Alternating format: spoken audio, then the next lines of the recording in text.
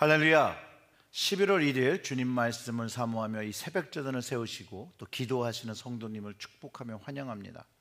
먼저 오늘 말씀 에스겔서 33장 10절부터 20절의 말씀을 봉독하고 이제 기도하겠습니다.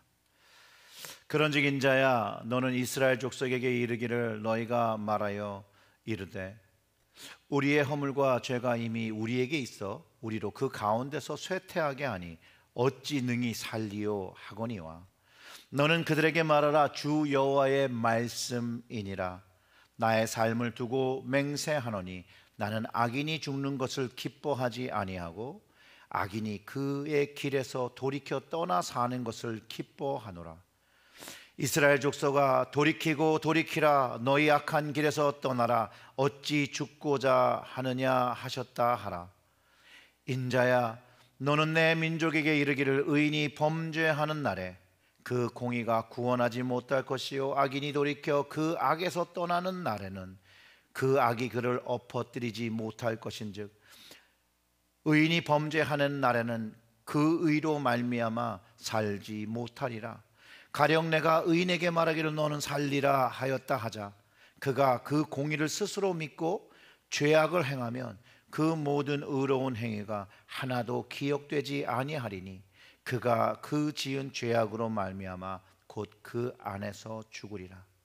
가령 내가 악인에게 말하기를 너는 죽으리라 하였다 하자 그가 돌이켜 자기의 죄를 떠나서 정의와 공의로 행하며 저당물을 도로 돌려주며 강탈한 물건을 돌려보내고 생명의 율례를 지켜 행하여 죄악을 범하지 아니하면 그가 반드시 살고 죽지 아니할지라.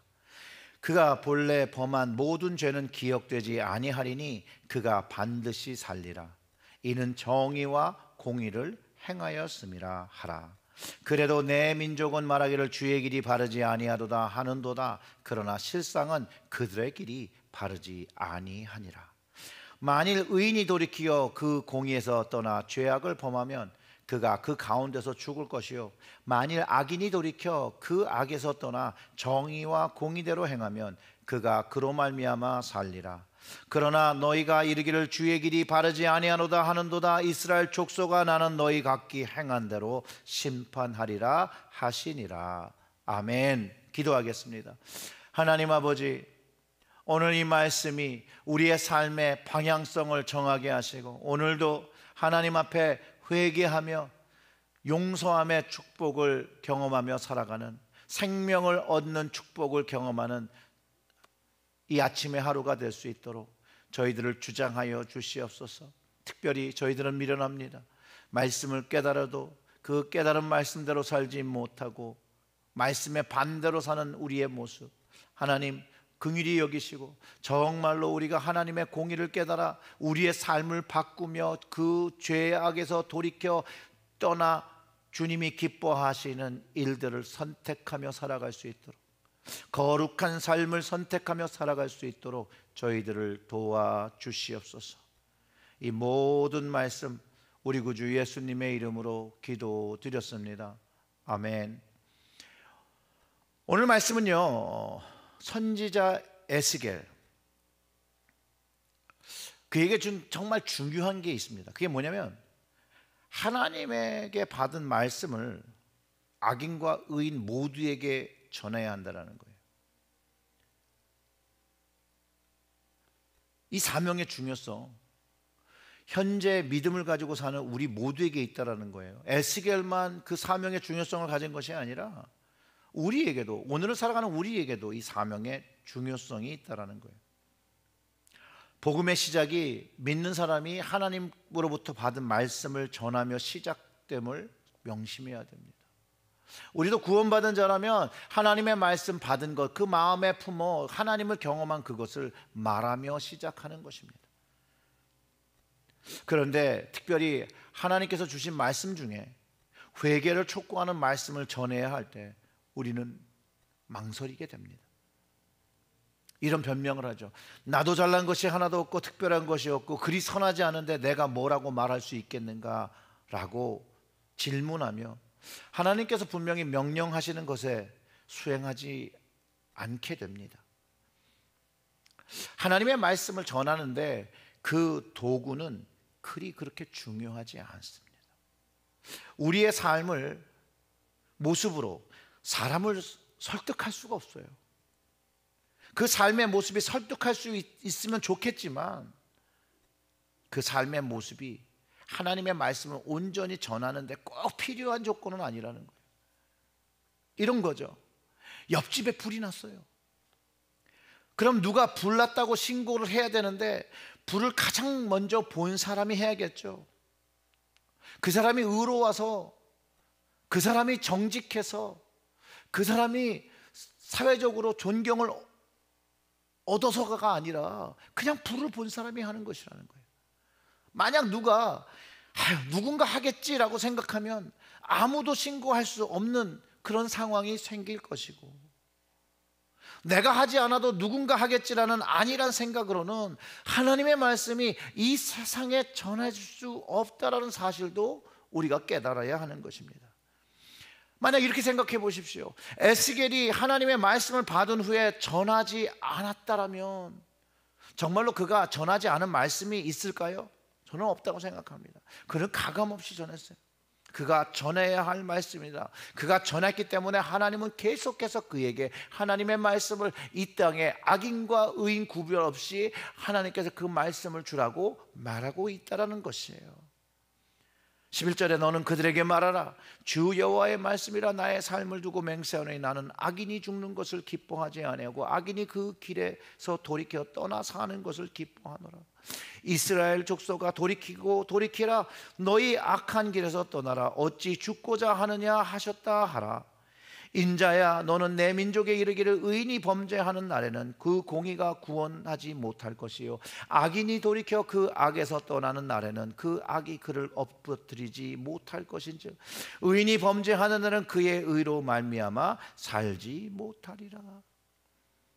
의인이든 악인이든 죄를 지면 심판받고 용서와 회개만이 살 길인 것을 가르쳐주고, 하나님은 심판하는 것보다 죄를 돌이키고 돌아와 심판받지 않는 것을 더 기뻐하심을 분명하게 가르쳐주고 있다는 거예요. 과거의 악인이나 의인 모두가 현재 그 악을 씻고 새로운 삶, 올바른 삶, 하나님께서 기뻐하시는 삶을 살 때 심판받지 않는다는 것이죠. 아무리 과거에 의인의 삶을 살았을지라도 현재 악을 행하고 있다면 그 의로 인해서 심판받을 것이라고 당연함을 가르쳐주고 있다는 거예요. 그래서 이렇게 얘기하는 거죠. 가령 내가 의인에게 말하기로 너는 살리라 하였다 하자 그가 그 공의를 스스로 믿고 죄악을 행하면 그 모든 의로운 행위가 하나도 기억되지 아니하리니 그가 그 지은 죄악으로 말미암아 곧 그 안에서 죽으리라. 가령 내가 악인에게 말하기를 너는 죽으리라 하였다 하자 그가 돌이켜 자기의 죄에서 떠나서 정의와 공의를 행하여 저당물을 도로주며 강탈한 물건을 돌려보내고 생명의 윤례를 지켜 행하면 죄악을 범하지 아니하면 그가 반드시 살고 죽지 아니하리라. 전제가 똑같다라는 거예요. 하나님 앞에 회개하고 돌이킨 삶, 새로운 삶, 죄를 더 이상 쫓지 않는 삶, 생명의 윤례를 쫓는 삶, 하나님의 말씀을 지키며 행하면 반드시 죽지 않고 산다라고 가르쳐 주시고 계시다라는 거예요. 이런 의미로 바울이 너는 너의 구원을 두렵고 떨림으로 이루라고 했던 것이라는 것이죠. 예수 그리스도의 십자가의 구원을 경험한 사람이 구원을 경험하고도 계속해서 죄의 삶을 버리지 못하고 산다면 그가 정말 구원을 받은 사람인가? 라는 질문을 해보아야 한다는 것이에요. 그것보다는 구원을 받은 사람은 자신의 삶이 하나님 앞에 거룩한 산 제사를 매일매일 드리며 매일매일 죄의 삶을 성산하고 거룩하고 정결한 삶을 드리는 것이 구원받은 자의 삶이라고, 생명을 얻은 자의 삶이라고 분명하게 가르쳐주고 있다는 거예요. 그래서 오늘 에스겔 선지자를 통해서 하시는 말씀, 만일 의인이 돌이켜 그 공의를 떠나 그 죄악을 범하면 그가 그 안에서 죽을 것이요 만일 악인이 돌이켜 그 악에서 정의와 공의를 행하면 그는 그로 말미암아 살리라. 예수님의 동생 유다는요 믿음의 도를 위하여 힘써 싸우라고 편지했습니다. 왜냐하면 그 당시 거짓 선생들에 의해서 구원받은 사람이 어떻게 살아도 죄가 되지 않는다라고 주장했습니다. 이것은 주님께서 피 흘려 완성하신 값진 구원을 방탕하는 것으로 만든다라고 이야기했어요. 유다서 18절에 보면 그들이 너에게 말하기를 마지막 때에 자기의 경건하지 않은 정욕대로 행하며 조롱하는 자들이 있으리라 하였나니 이 사람들은 분열을 일으키는 자며 육에 속한 자며 성령이 없는 자니라. 이렇게 이야기합니다. 우리는 구원을 위하여 우리는 죄와 힘써 싸워야 합니다. 악과 힘써 싸워야 합니다. 영적 전쟁입니다. 그 전쟁을 이기는 방법을 하나님께서 에스겔에게 가르쳐주고 있는데 바로 그것이 회개라는 것이에요. 그게 축복이에요. 회개는 무한한 용서를 경험하는 하나님의 축복의 통로입니다. 회개하고 그 행동을 바꾸어야 하는 것이죠. 회개는 분명히 변화의 행동을, 변화의 삶을 요구하고 있습니다. 세례 요한은 뭐라고 그랬어요? 회개에 합당한 열매를 맺어야 한다고 했습니다. 많은 사람이 마음의 회개를 말하지만 마음도 회개하고 회개의 방식, 행동 방식도 회개한 다른 삶을 분명히 보여야 한다라고 구약 때부터 신약까지 통틀어서 얘기하고 있다는 거예요. 실제로 매주일 감동적인 예배를 드리고 회개의 눈물을 흘리면서 정작 삶에서는 늘 제자리 걸음을 면치 못하는 까닭, 바로 여기에 있다는 거예요. 회개에 보이는 모습은 있으나 정작 마음도 행동도 다 회개하지 못해서 그저 후회에 그치고 있는 모습을 보이기 때문이라는 것이에요. 회개하면 모든 죄가 사함을 받죠. 그리고 죄를 짓지 말아야, 죄를 반복해서 짓지 말아야 되는 전제는 분명히 담겨 있다는 거예요. 하나님 앞에도 죄를 짓지 말아야 되고 사람 앞에도 죄를 짓지 말아야 합니다. 주님을 위해서 사람 앞에 죄를 짓지 말아야 합니다. 왜냐하면 복음을 가리는 장애가 되기 때문에 그렇습니다. 주님 때문에 참는 것이에요. 주님 때문에 인내하는 것이에요. 주님 때문에 변화하는 것이에요. 주님이 주신 사명이 있기 때문에 허용하고 인내하는 것이에요. 에베소 4장에 1절부터 3절에 우리가 구원받은 자의 부르심이 있다라고 분명히 얘기하잖아요. 그러므로 주 안에 갇힌 내가 너희에게 권하니 너희가 부르심을 받은 일에 합당하게 행하여, 구원받은 자의 부르심에 합당하게 행하여 모든 겸손과 온유로 하고 오래 참으로 사랑 가운데서 서로 용납하고 평안에 매는 줄로 성령이 하나 되게 하신 것을 힘써 지키라라고 가르쳐줬다는 거예요. 사랑하는 성도 여러분, 우리는 우리의 부르심을 위하여 우리는 날마다 회개하며 주님의 용서를 받으며 합당한 삶의 열매를 맺으며 살아야 한다는 것입니다. 이 부르심을 위하여 겸손과 온유와 오래 참음과 사랑과 사랑으로 용납하며 평안에 매는 줄로 성령이 우리에게 주신 그것을 지켜야 합니다. 그래서 우리는 협력해야죠.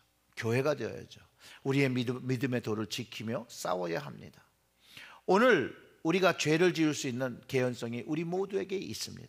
그럼에도 불구하고 우리에게는 용서함을 받을 수 있는 회개의 축복이 있으니 죄를 짓더라도 하나님 앞에 다시 한번 회개의 자리로 나와 감사함으로 용서함을 받고 주님을 경외하며 주님 주신 사명, 그 구원을 잘 지키는 영적 전쟁을 승리로 감당하시는 여러분 모두가 되시기를 주님의 이름으로 축원합니다. 기도하겠습니다.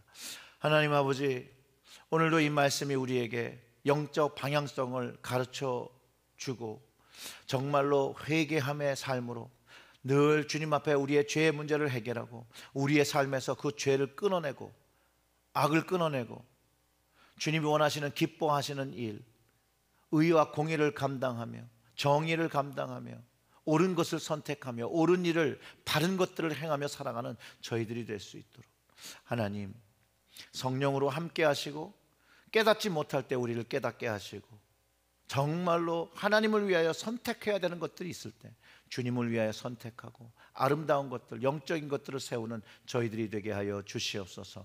이 모든 말씀 우리 구주 예수님의 이름으로 기도드렸습니다. 아멘.